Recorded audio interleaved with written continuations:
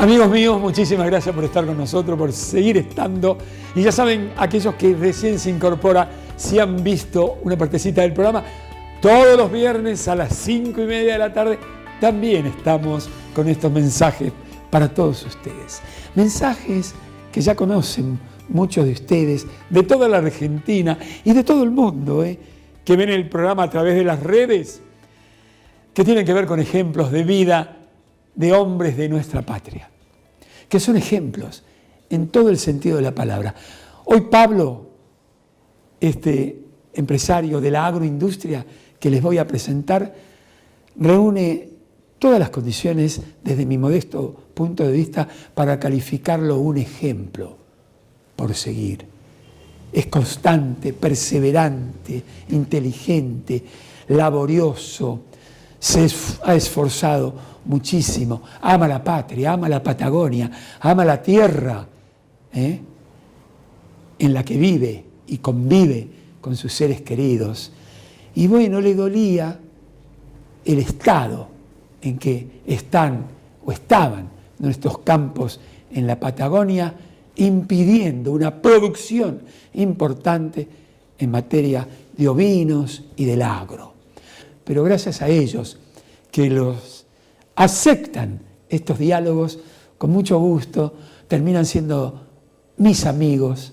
Así que les recomiendo muy especialmente que lo vean, lo analicen, lo graben en sus corazones y en sus mentes, en lo que Pablo es capaz y ha sido capaz de hacer. Por supuesto, con la ayuda de sus seres queridos, por supuesto, pero todo eso no lo debo adelantar. Ya se los cuenta Pablo.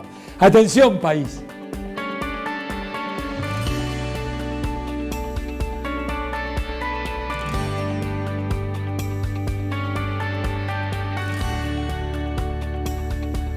No decimos nada nuevo si debemos resaltar, valorar, destacar el tema de la agroindustria en nuestro país. Y en la agroindustria nos encontramos con innovación, con tecnología, con ciencia y con ciencia. Y por lo tanto voy a presentarles con muchísimo gusto un ingeniero agrónomo, un hombre que hace autocrítica, un estudioso, un investigador, un hombre perseverante de la agroindustria de la República Argentina. Pablo, muchas gracias por prestarte a esta charlita. ¿Cómo estás, amigo? ¿Qué tal? ¿Cómo estás, Jorge? Encantado acá. Dime, Pablo, ¿dónde naciste?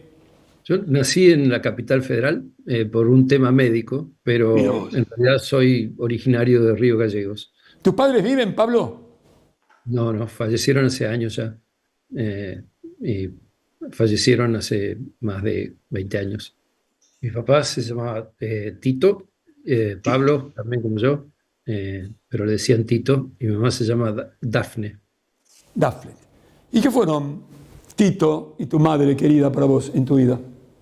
Bueno, fueron básicamente, yo tuve una infancia en donde recibí muchísimo amor y nunca me faltó nada, digamos, proveyeron un marco familiar, ejemplos. Mi papá fue un precursor en la lucha contra el cáncer en la Patagonia Austral, fue el primer médico que empezó a hacer Papá Nicolau al sur de Bahía Blanca, digamos, en Río Gallegos. En la década del 60 era toda una innovación. Así que mi papá tenía, para mí era el ejemplo el amante de la ciencia, ¿no? Amante de Y la por el lado ciencia. de mi mamá, yo venía de una familia de ganaderos, de gente que estaban en el campo con las ovejas, así que un poco de las dos ramas parecía natural terminar estudiando agronomía, ¿no? Juntar la ciencia con el amor a la tierra. Qué grande. Bueno, qué lindo homenaje le estamos haciendo a nuestros padres. Hay que revalorizar, entiendo, y lo vas a compartir plenamente, el sentido de la familia para darle un sentido cierto a la vida. Lo has hecho con papá y mamá. Y este Tito, este médico, que trabajó y vivió para mejorar la calidad de vida de la gente que lo rodeaba, ¿no? Qué hermoso esto. Dime, ¿conociste a tus abuelos? Sí, conocí a algunos de mis abuelos. Mi abuela paterna falleció cuando mi papá era muy chiquito, así que no la conocí. No. Pero sí, conocí a mis abuelos maternos y al papá de mi papá. Sí, sí, digamos, no tuve una convivencia muy larga, pero sí los conocí. ¿Eran argentinos, Pablo? Sí, eran argentinos. Argentinos. Eran los primeros argentinos, digamos. La generación siguiente eran inmigrantes eh, Inmigrantes. de varios lugares, digamos. Tengo una mezcla. ¿Cómo era Pablito, eh, a los 8 o 9 años? A ver, ¿qué recuerdas? No, yo, bueno, criado en Río Gallegos, a mí me gustaba muchísimo ir al campo con mis tías y pasar el verano pescando, haciendo camping o jugando con mis primos y siempre tuve una vocación de andar en la naturaleza, ¿no? Y también me gustaba mucho leer, era un buen lector y tuve suerte de tener un colegio que iba al Colegio Salesiano de Río Gallegos, pero un Ah, colegio en mira donde vos. había maestros que estimulaban mucho la imaginación y que hacían que el aprendizaje fuera divertido. Así que tuve suerte también Mira vos. eh, con la escuela que tuve, ¿no? Y era una infancia muy sana, muy tranquila. En Río Gallegos vos podías andar por cualquier lugar sin ningún tipo de miedo y bueno, deportes después. La verdad que una infancia normal de alguien de clase media que no tuvo privaciones y que tuvimos, digamos, una vida familiar normal y que pude también en algún momento darme cuenta de lo afortunado que era, digamos, que creo que Qué lindo eso. es importante. Hay mucha gente que tiene de todo, pero no se da cuenta. O nunca le alcanza, digamos. Yo creo que a edad temprana tuve conciencia de que era un tipo afortunado por todo lo que había recibido, no solamente material, sino también amor, ¿no? Amor, amor. ¿Y cómo se llamaban, Pablo, cómo se llamaban esas tías a las que has hecho referencia? Y yo mi mamá tenía tres hermanas, así que y mi papá tenía otra hermana con campo, así que yo me iba rotando. Era como una especie de pastoreo rotativo, iba con una tía, después con otra, y bueno, Mónica, Ailín y Patricia por el lado de mi mamá y Silvia por el lado de mi papá. Claro, Pablito era un hijo de esas tías, además de como un sobrino, pero como un hijo, ¿no? Se me ocurre pensar, Y sí, bueno, una de ellas era mi madrina, pero sí, y tenía, eh, digamos, primos de la misma edad con los cuales hemos compartido muchas cosas.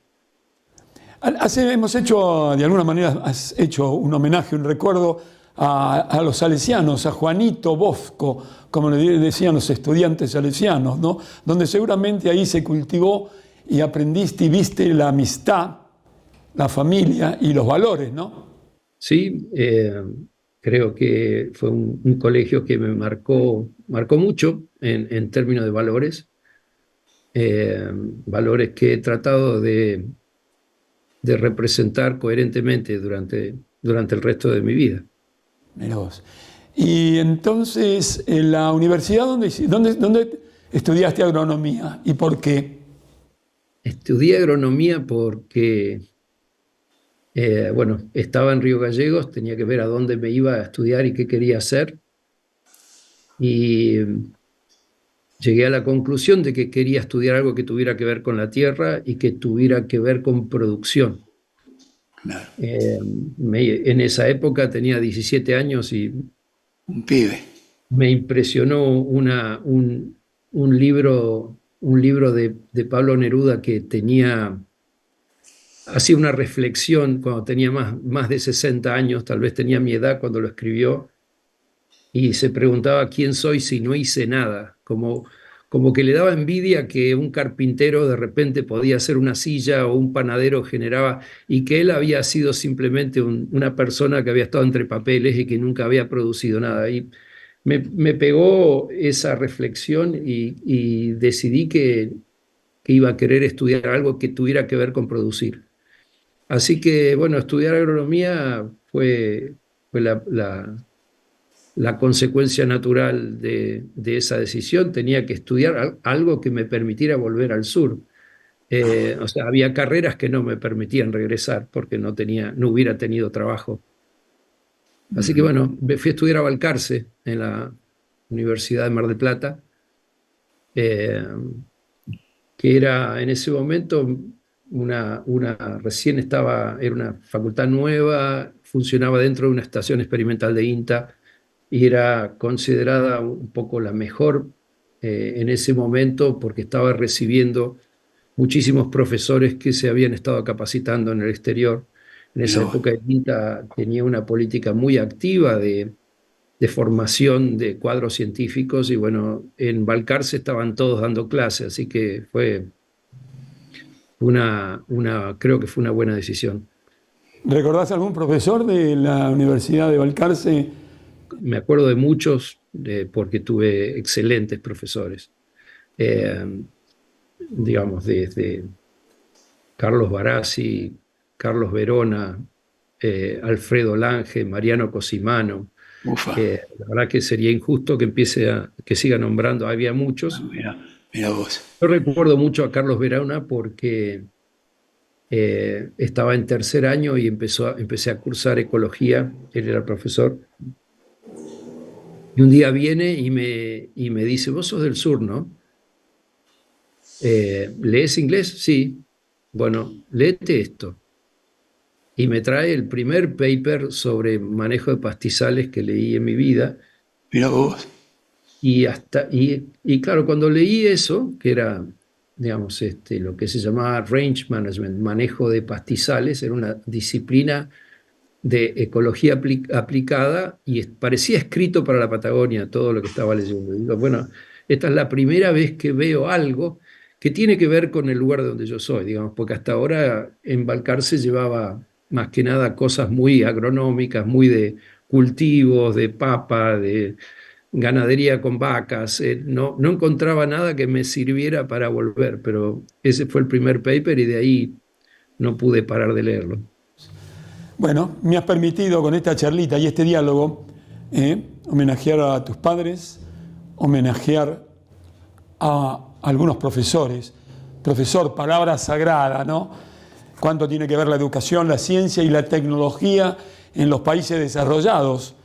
Fue la educación, la ciencia y la tecnología lo que permitió que esos países sean desarrollados, la innovación.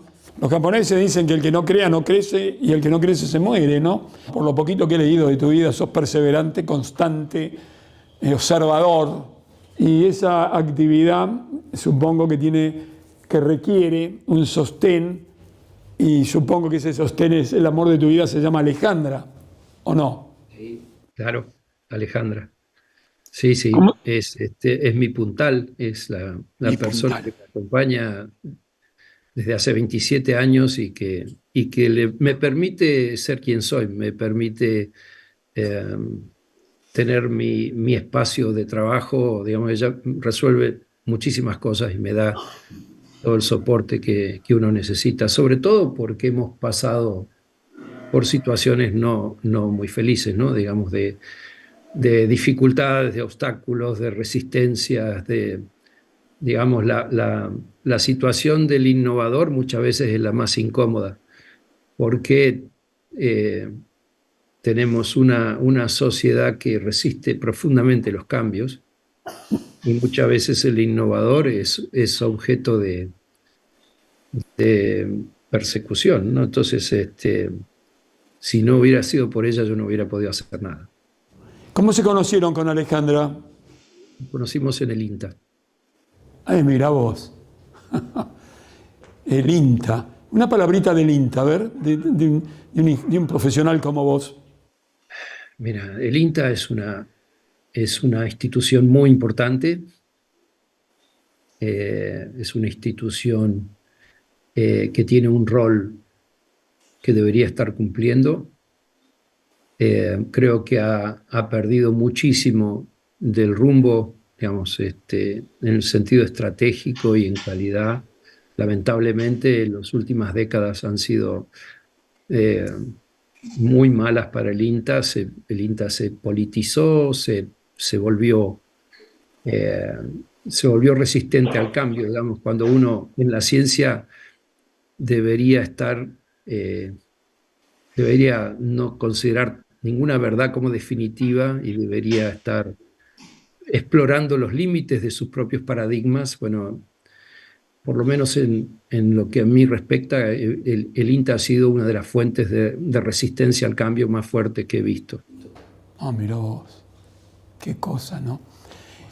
Y de ese fruto, de ese amor, tienen 4 hijos, 2 varones y 2 chicas, leí por ahí. ¿Cómo se llaman? No, tenemos 6 hijos, no son hijos en común, los dos estamos en nuestro segundo matrimonio. Yo tengo 4 hijos de mi primer matrimonio y Alejandra tiene 2 de su primer matrimonio, así que tenemos 6. 6 hijos tienen. ¿Y cómo se llaman los 6? Javier y Candela, por el lado de Alejandra, y bueno, Lucía, Cecilia, Pablo, Francisco y Juan Pedro son los míos. Qué linda familia. Pero hay algunos de ellos que están en la empresa, ¿no?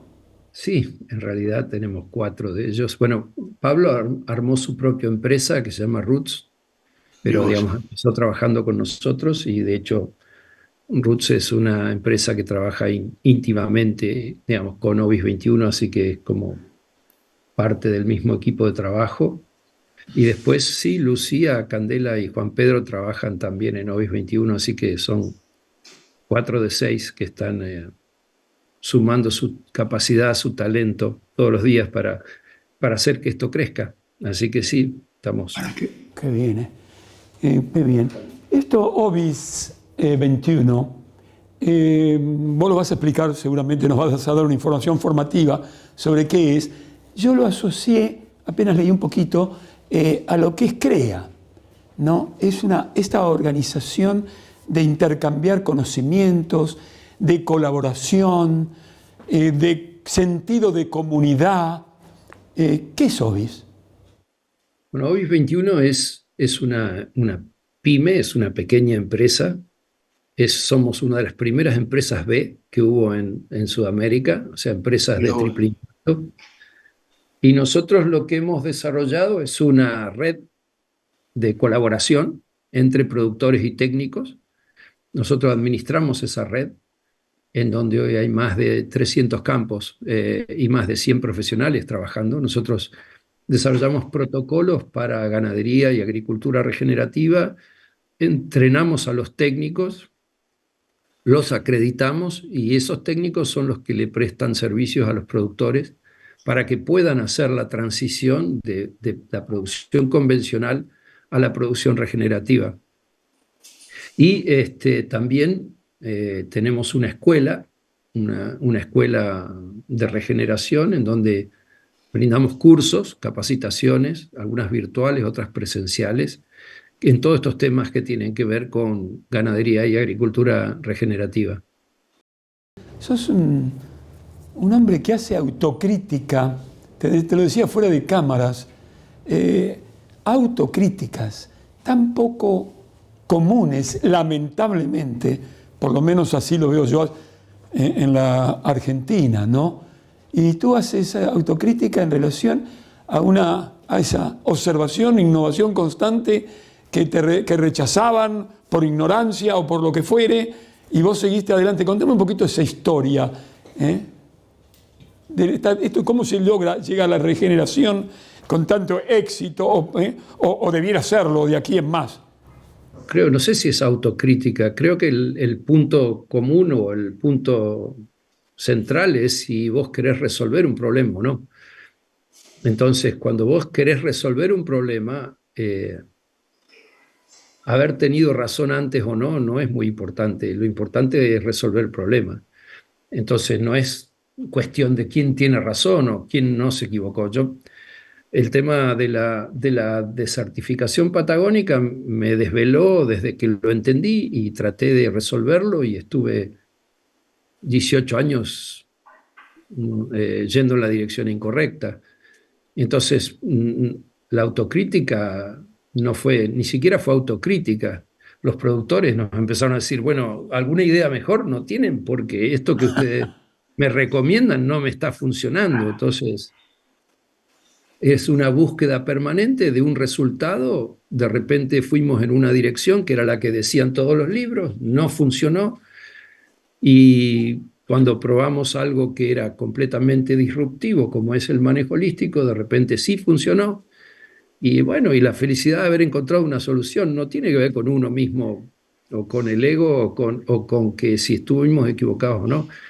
Era necesario proveer una tecnología mejor para combatir y revertir la desertificación, y nosotros la encontramos gracias a que hubo productores que se arriesgaron a hacer algo bien distinto, y ahí empieza el rol, digamos, esta innovación es producto de ese equipo de trabajo, ¿no? O sea, yo digamos, solo fui también una parte de eso. Aquí, por ejemplo, el primero que sugirió el manejo holístico fue Wally O'Connor. Wally O'Connor justo está hoy acá en casa, pero Mirá, amigo. y no se me hubiera ocurrido. Y el primero que aceptó hacerlo en su campo fue la familia Fenton, que son nuestros socios fundadores de Hoy 21, es decir, empezaron con su propio campo. Y yo le dije, empiecen con una parte, y me dice, no, vamos a hacer todo. O sea, corrieron el riesgo 100%, y bueno, y eso funcionó muy bien. O sea, creo que nosotros como sociedad no entendemos el valor que tienen los productores innovadores. Digamos, esos que se la juegan y lo hacen y de repente con sus errores o con sus aciertos nos marcan un camino diferente. Cuánto le debe la ganadería a esos primeros productores? Yo creo que no tenemos ni idea. Así que bueno, hoy ya es práctica, digamos, ya hemos caminado mucho desde 2008 hasta ahora con manejo holístico, y ya no solo en la Patagonia, lo estamos haciendo en todos lados, Mirá en vos. toda la Argentina y fuera de Argentina, y los resultados son muy consistentes, pero eso tampoco significa que ya sepamos todo, ¿no? O que no tengamos que corregir cosas o seguir aprendiendo. Y ahí es donde viene el tema de medir, digamos, no solo observar, que es más importante todavía, ser observador, pero no hay ciencia sin números. Entonces, hay que medir. Nosotros tenemos el hábito de medir los resultados ambientales, medir los resultados productivos, y eso nos permite aprender, porque cuando uno tiene una casuística abundante de casos y va mirando cómo responden y empieza a encontrar patrones, ¿no? Y entonces hoy nosotros con nuestro trabajo con Roots tenemos una plataforma de datos que es muy grande. Hoy tiene cargados más de 200 campos, en donde tenemos los datos de cada campo en el aspecto ambiental y en la parte productiva. Esa plataforma se utiliza para la gestión de los programas de carbono, pero también es una gigantesca herramienta para seguir aprendiendo, porque hoy con las herramientas que hay de inteligencia artificial y de ciencias de datos es posible, a partir de esas bases de datos grandes, encontrar patrones, encontrar tendencias, digamos, llegar a un nivel de conocimiento que previamente no teníamos para nada. Bueno, lo que has dicho es que, en primero, sos un hombre modesto que reemplaza el yo por el nosotros, ¿no? Que no es otra cosa que el equipo de trabajo en la vida. Pero por otro lado también, y a mí me parece eso, la investigación y los estudios, como le digo a los jóvenes, no terminan nunca. Y la investigación tampoco. Vos sos un ingeniero agrónomo, sos un empresario, pero sos un investigador, ¿o no? Sí, yo creo que soy más investigador que empresario, digamos, como empresario soy un buen investigador. Creo que siempre la parte más de conocimiento, más técnica, ha dominado. Recién ahora, Obis 21 está incorporando esas capacidades comerciales que no las teníamos. Entonces, tanto mis socios como todo el equipo tienen debilidad por la ciencia y por el conocimiento y bastante poco training comercial. Así que bueno, eso recién ahora lo estamos corrigiendo y bueno, está empezando a desarrollarse ese músculo, pero no lo teníamos. Mira vos. Yo me imagino, claro, ese niño, Pablito con las tías, el campo, el diálogo con las estrellas. Bueno, ¿cuánto tiene que ver la capacitación, la perseverancia, la constancia? A ver, dime, en los logros en la vida.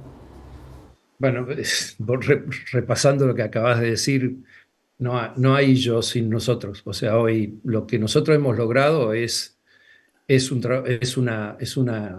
fruto de la interacción permanente, de mucha Sí. discusión, de muchas cosas que solamente un equipo las podría hacer.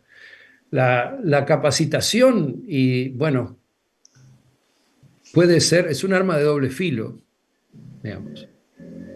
La A ver. capacitación puede replicar, o sea, nosotros, y un poco la base del manejo holístico es el tema de cómo tomamos decisiones.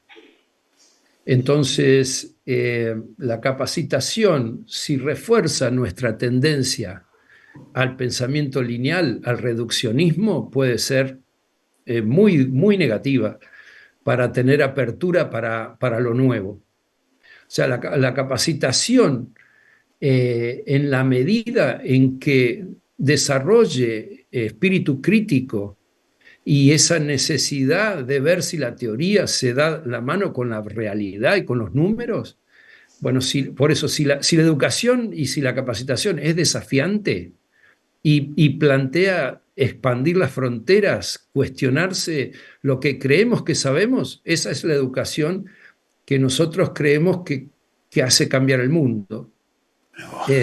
La que se vuelve, digamos, es una curación de viejos conocimientos y la defensa de conocimientos viejos a contramano de la evidencia, ese tipo de educación yo creo que lo que hace es impedir el progreso en buena medida. Oh, mira vos. Hablas como un profe, Pablo. Creo que hablo como un aprendiz tardío. Yo tuve que revisar todo lo que había aprendido y de alguna manera reeducarme. Tuve que revisar la forma en que veía la ganadería y esa revisión me puso en calidad de alumno de vuelta, digamos, después de haberme 20 y pico de años después de recibido, tuve que aprender todo de vuelta. Así que por eso dije lo que dije. Estamos hablando con un señor que me permite esta charlita, Pablo, que es un revolucionario. Una palabra que, viste, hay que tener tanto cuidado a veces con las cosas que se dice, pero yo lo afirmo, del cambio positivo. En este caso estamos hablando de la Tierra, estamos hablando del cambio climático, estamos hablando del mejoramiento y de lo que producimos, estamos hablando de generar,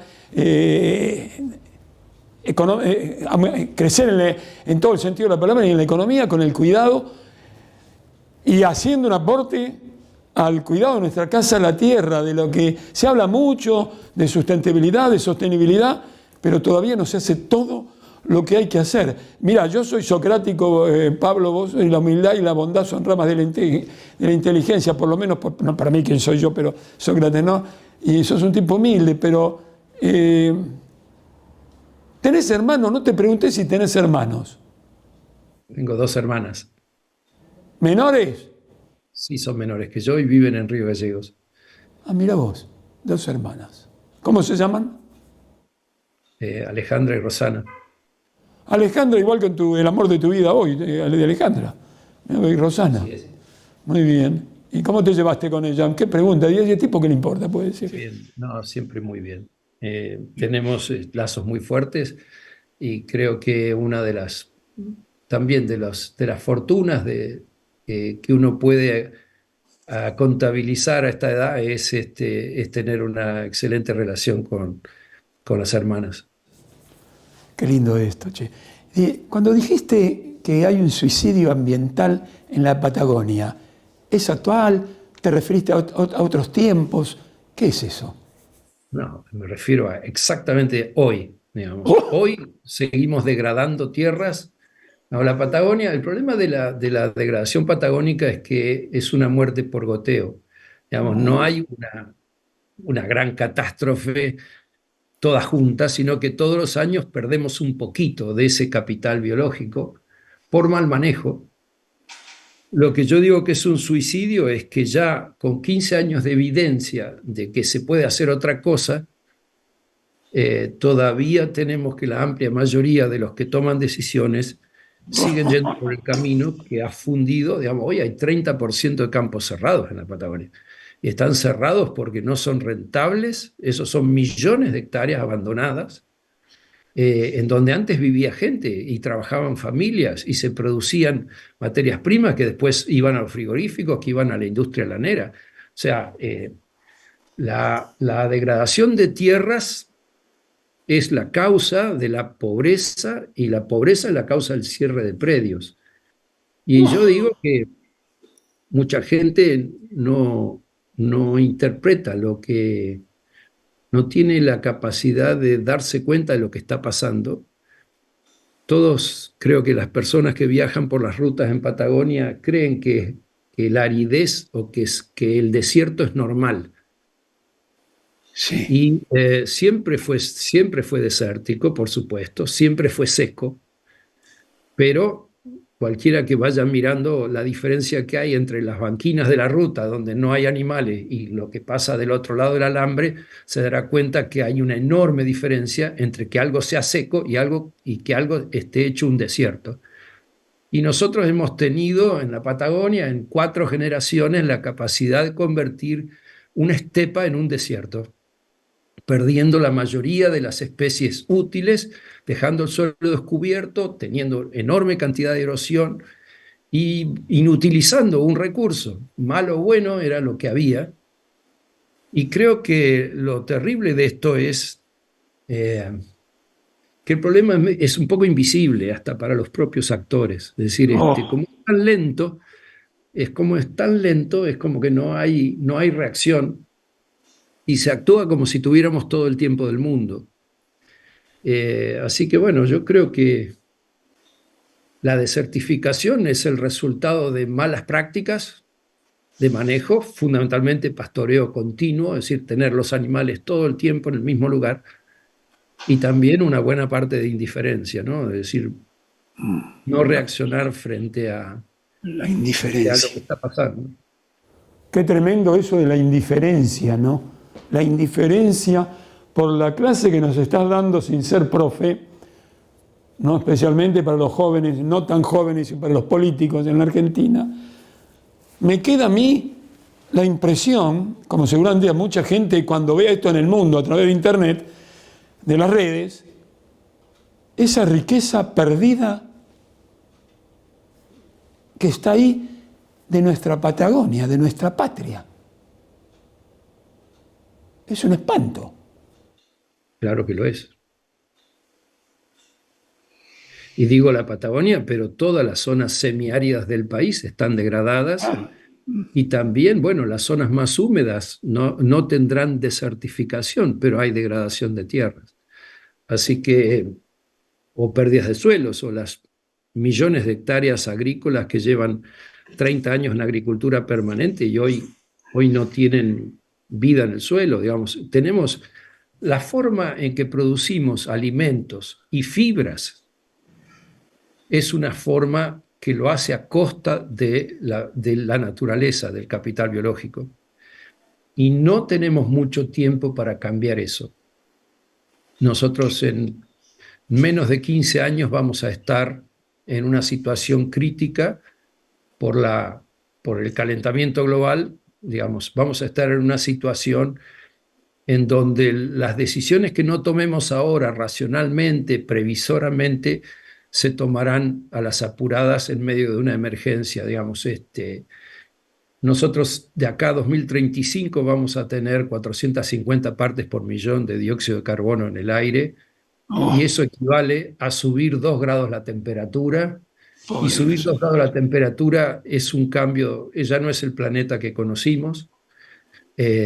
Sube el nivel del mar, hay colapso de los sistemas de producción de alimentos, se está derritiendo el casquete polar ártico y el antártico, tenemos destrucción de los arrecifes de coral por acidificación del mar, y vamos a tener migraciones masivas, no solamente de los lugares del sudeste asiático donde ya el agua está obligando a la gente a irse, sino también de los países donde ya tienen un sistema alimentario deficiente y bueno, con las sequías prolongadas del cambio climático, millones de personas van a estar expulsadas a la migración. Entonces, si todos tenemos fresco a lo que fue la emergencia global del COVID, podremos imaginar una emergencia mucho más grave porque un virus, bueno, se desarrolló la vacuna, pasó la epidemia y todo el mundo volvió a la normalidad. Los cambios que están generando el cambio climático no son tan fácilmente reversibles. Y bueno, el gran desafío de todos nosotros es, si esto se ve venir, cómo nos preparamos, cómo nos ponemos del lado de la solución y no del lado del problema, cómo nos preparamos para situaciones de sequías más frecuentes, más intensas, más largas. Bueno, hay que hacer algo. Si no, sería muy necio. Es como, digamos, como la orquesta tocando arriba de la cubierta del Titanic, ¿no? Es decir, seguiríamos tocando hasta que el barco choque. Aquí yo no veo todavía movimientos serios en cambiar la forma de producir alimentos. Todavía siguen siendo más bien declaraciones políticamente correctas, intencionales, usamos palabritas que de repente ayudan a diluir la situación, pero no veo cambios de fondo. Y por eso es que, bueno, creo que tenemos que movilizar todos los recursos que tenemos para, en menos de una década y media, cambiar la forma en que producimos, tanto en los cultivos como en la ganadería. Ay, ay, ay, te escuchaba tan atentamente. Muchas gracias, Pablo, por darnos esta información tan formativa, tan importante, no solamente para los argentinos, sino para todo el mundo. Recordaba un programa que hicimos 11 años, llamado Elemento Vital, Competencia Latinoamericana de Agua, Ambiente y Minería, donde modestamente hicimos un aporte para crear conciencia en los jóvenes sobre esto que estás diciendo. Qué importante. Para cerrar, colaboración participativa, esas cosas que dices, y utilizas una palabra que debiéramos recuperar los argentinos, que es la palabra confianza. Dime algo de eso. Las organizaciones, tanto empresarias como estatales, que se basan en el control, tratan de que todo el mundo siga las reglas y controlar que las reglas se cumplan. Si uno quiere tener una organización floreciente, y esto puede ser una empresa, una universidad o una municipalidad, si uno quiere lograr que todo el talento y las capacidades se expresen y surjan, el paradigma no puede ser el control, porque aplastando no es como se logra que algo crezca. Todo se tiene que basar en la confianza. Del otro lado de la confianza está la responsabilidad, ¿verdad? Es decir, necesitamos que cada uno haga lo mejor que pueda, lo que tiene que hacer, que tenga un margen de creatividad y que tenga que haya una responsabilidad que es la contraparte de la confianza. Entonces, yo creo que un aprendizaje de hoy 21, en estos 21 años que llevamos, es que cuando uno se basa en la colaboración y en la confianza, logra que las personas den lo mejor que tienen y que puedan disfrutar por el camino, digamos. Pablo, por ahora te saludo con el corazón y con la mente. Dios permita encontrarnos en alguna oportunidad, darte un abrazo a vos, al amor de tu vida, el sostén que tienes en Alejandra, conocer a tus 6 hijos si es posible. Di alguna cosita que tal vez seguramente todo lo que no se ha dicho acá se va a decir en un buen guión, en un buen documental que va a posteriori de esta charlita que nos hemos permitido. Di lo que quieras decir por último y también me atrevo a preguntarte ¿qué te ha parecido esta charla, este diálogo que me has permitido tener contigo? Muchas gracias. No estoy para nada acostumbrado a la exposición pública de tantos detalles de mi vida, ¿no? Digamos, creo que, bueno, te agradezco mucho. Siento un poco de pudor de estar expuesto de esa manera, pero entiendo que si alguna de estas cosas que yo digo son estimulantes para que otras personas traten de hacer cosas parecidas, me parece que está bárbaro. Nosotros estamos tratando de pasar de lo que son los locos de cada pueblo, digamos, los innovadores seriales, que son siempre los mismos, digamos, esos innovadores seriales. Estamos tratando de llegar a la gran mayoría de productores. Y ese es un cambio que requiere de medios como el de ustedes, que nos ayuden a que esto se conozca. O sea, no hay tareas menores en esto. La tarea de sensibilizar, de informar, de motivar es muy importante. Nos ayuda muchísimo lo que estamos haciendo. Y bueno, nosotros creo que tenemos una enorme oportunidad en el futuro. Nosotros, sobre todo Sudamérica, tiene espacios, tiene áreas grandes que transformadas en máquinas de regenerar tierra, digamos, podemos hacer un aporte sustancial a mejorar la calidad de vida rural, a erradicar la pobreza rural, a recuperar el capital biológico y social en el campo y al mismo tiempo contribuir a combatir el cambio climático, que va a ser en la década que viene el dolor de cabeza más grande de toda la humanidad. Amigas y amigos de toda la República Argentina, a través de Internet, de todo el mundo, qué placer presentar a un hombre que tiene una enorme humildad, que es un investigador, ingeniero agrónomo, que ama la vida, que ama lo que hace, que ama a Alejandra, el sostén de su vida, sus 6 hijos, que recuerda a sus padres, al colegio salesiano, a sus profesores universitarios. Este hombre que no le gusta, de pronto lo estoy apabullando y le parecerá exageradas estas apreciaciones sobre su persona, no lo son. Todo lo contrario, Pablo es un ejemplo por seguir para muchos jóvenes empresarios, estudiosos de la agroindustria de la República Argentina. Y también, atención, deben prestar muchísima atención los políticos también. Es Pablo, es esta gente necesaria en esa sociedad argentina que requiere rápidamente reencontrarse con los valores perdidos y también trabajar para que haya un bienestar para todos los argentinos. Como hombre como Pablo, que hay muchos, no está solo, tenemos que lograrlo. Atención, país. Ovis 21 fue fundada en junio de 2003 en Río Gallegos, a partir de una iniciativa de la familia Fenton, Pablo Borelli y Alejandra Canosa.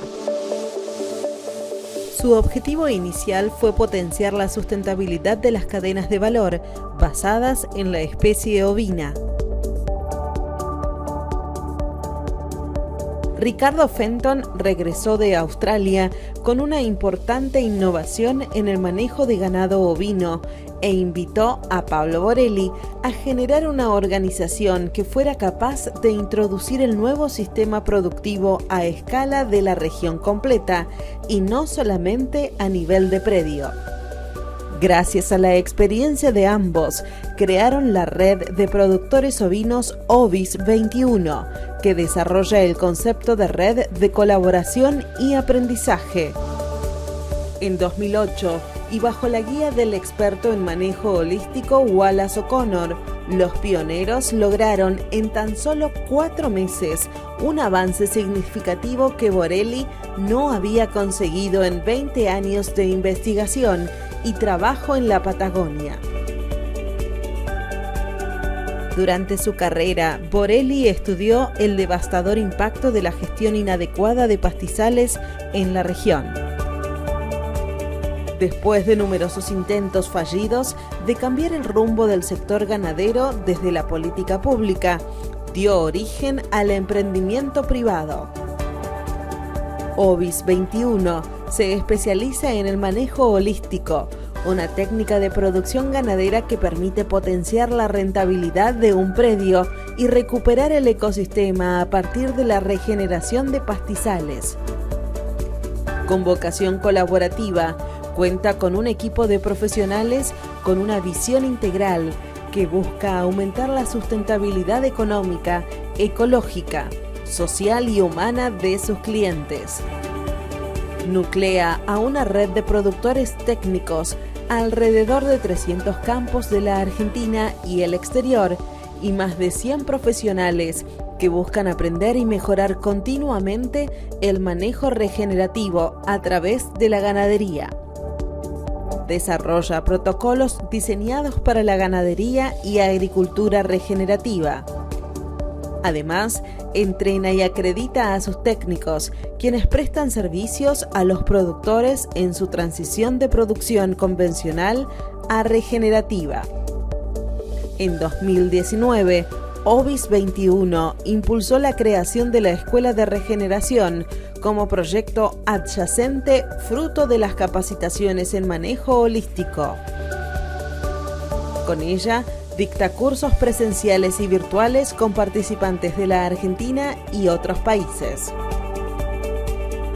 Ovis 21 es una empresa B, es decir, una compañía de triple impacto que no quiere hablar de cambio, sino ser el cambio. Como una de las firmas pioneras en Sudamérica en alcanzar este logro, comparte una finalidad que excede la maximización de ganancias. Su objetivo está relacionado con la utilización de la fuerza del mercado para dar solución a problemas sociales y ambientales.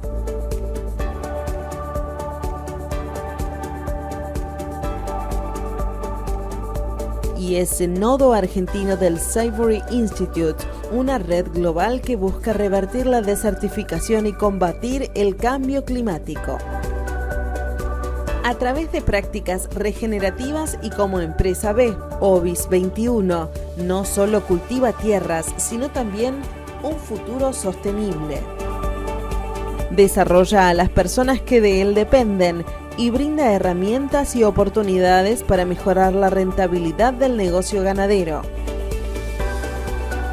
Con cada paso, Ovis 21 reafirma su compromiso de impulsar el cambio que el mundo necesita.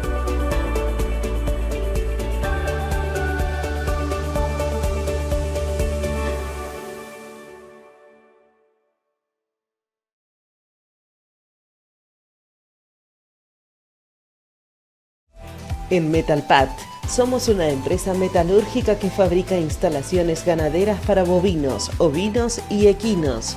Producimos portones, tranqueras, corrales desmontables o fijos, mangas, bebederos, cepos autoatrapables, embarcaderos, casillas de operaciones y aros para rollos, con diseños versátiles que te facilitarán notablemente la actividad agropecuaria, con entregas a todo el país.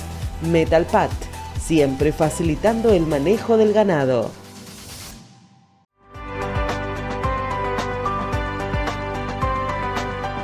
Biofarma, una verdadera organización al servicio de la nutrición animal.